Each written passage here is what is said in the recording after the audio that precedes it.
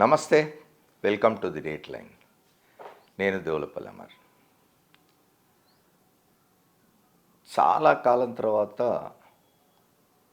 1992లో జరిగిన ఒక సంఘటన జ్ఞాపకం వచ్చింది. 1992లో కాంగ్రెస్ పార్టీ జాతీయ ప్లీనరీ సమావేశాలు తిరుపతిలో జరిగినాయి. అప్పుడు పివి నరసింహారావు ప్రధానమంత్రిగా ఉన్నారు. తిరుపతి ఆవిలాల చెరువులో ఏఐసిసి ప్లీనరీ సమావేశాలు జరిగినప్పుడు ఒక వారం ముందు నుండే మీడియా హడావిడి మొదలైంది.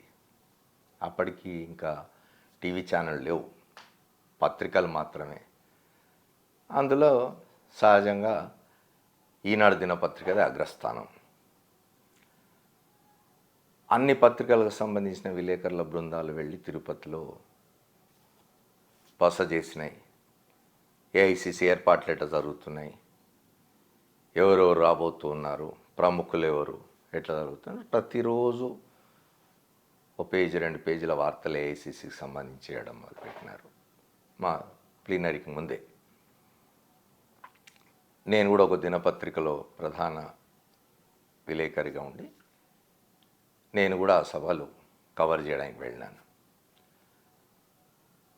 ఓ రోజు ఉదయం నిద్ర లేవగానే ఈనాడు దినపత్రిక తీసి చూస్తే ఏఐసిసి మహాసభలు రేపు ప్రారంభం కాబోతున్నాయి.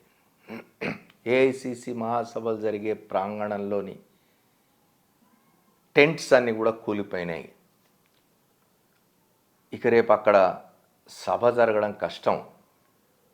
రాత్రి పెద్ద గాలి దుమారం రావడంతో మొత్తం సభా వేదిక చుట్టూ ఉన్న టెంట్స్ అన్నీ కూలిపోయినాయి, సభ జరగడం కష్టమే అని చెప్పి ఈనాడు దినపత్రిక మొదటి పేజీలో పతాక శీర్షికన ఒక వార్త ప్రచురించింది.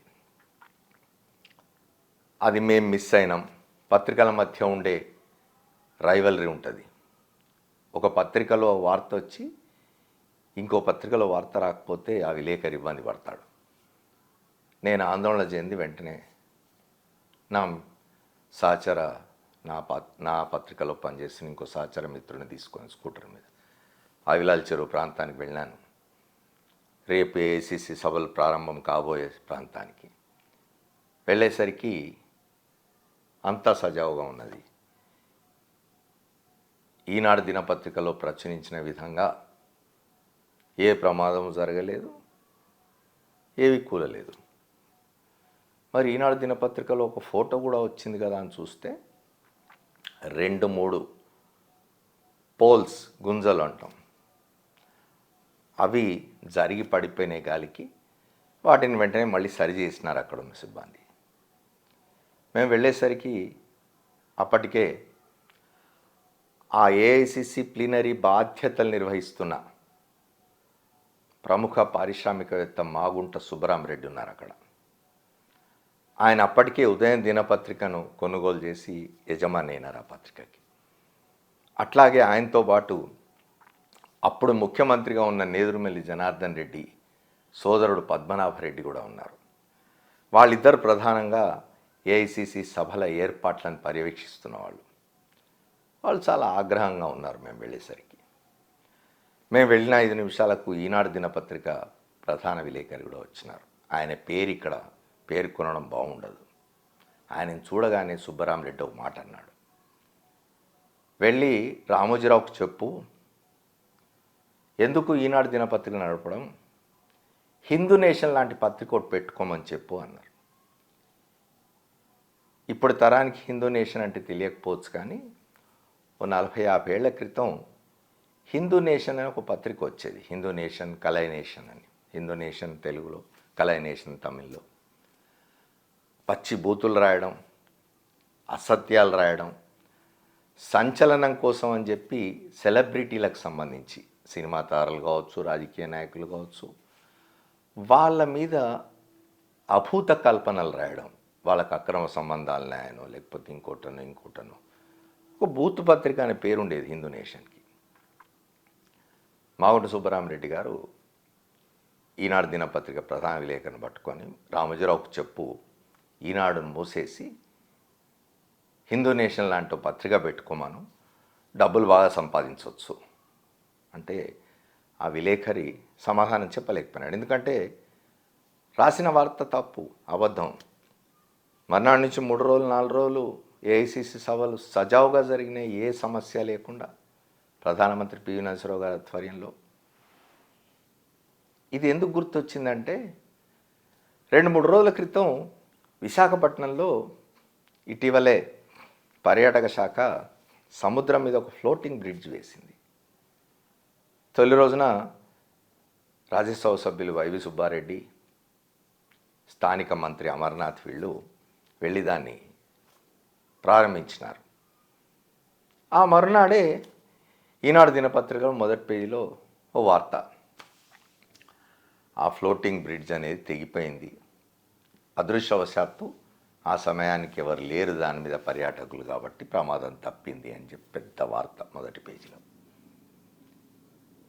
ఈనాడు ఆ వార్త ప్రచురించినట్టు సమయంలోనే అదే రోజున ఆంగ్ల దినపత్రిక హిందూలో దాన్ని మాక్ డ్రిల్ కోసం అని చెప్పి, పరీక్షించడం కోసం అని చెప్పి వాళ్ళే దాన్ని విడదీసినారు. టూరిజం శాఖ వాళ్ళే అట్లా చేస్తూ ఉంటారు మధ్య మధ్య సేఫ్టీ మెజర్స్లో భాగంగా,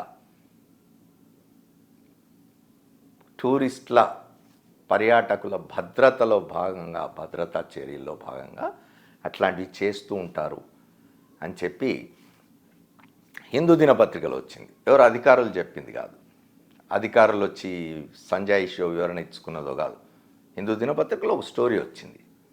ఈనాడు దినపత్రికలో ఆ బ్రిడ్జ్ తెగిపోయింది, ఫ్లోటింగ్ బ్రిడ్జ్, దాని మీద పర్యాటకులు ఉండింటే చనిపోయేవాళ్ళు, ప్రమాదం తప్పింది, ఇట్లాంటి అవాకులు చవాకులు రాసింది.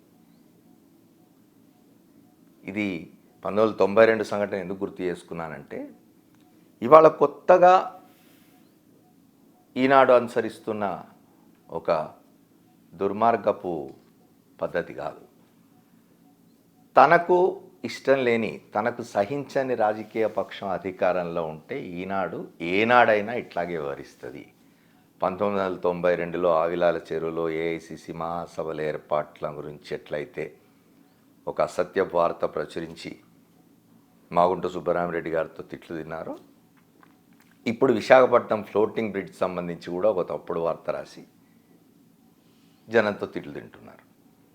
ఆ తర్వాత అక్కడ విశాఖపట్నం డెవలప్మెంట్ అథారిటీకి సంబంధించిన అధికారి, కలెక్టర్ అందరూ స్పష్టంగా చెప్పినారు ఎందుకోసం ఆపినారు అనేది. ఇట్లాంటి వార్తలు ప్రచురిస్తే పత్రికలు ఎందుకు అమ్ముడుపోతాయి? అందుకే ఈనాడు ఆంధ్రలో ఇవాళ ఉచితంగా పంచుతున్నారు కాపీలు అని చెప్పి అందరు చెప్పుకుంటున్నారు. What a fall. Thank you. మళ్ళీ కలుద్దాం.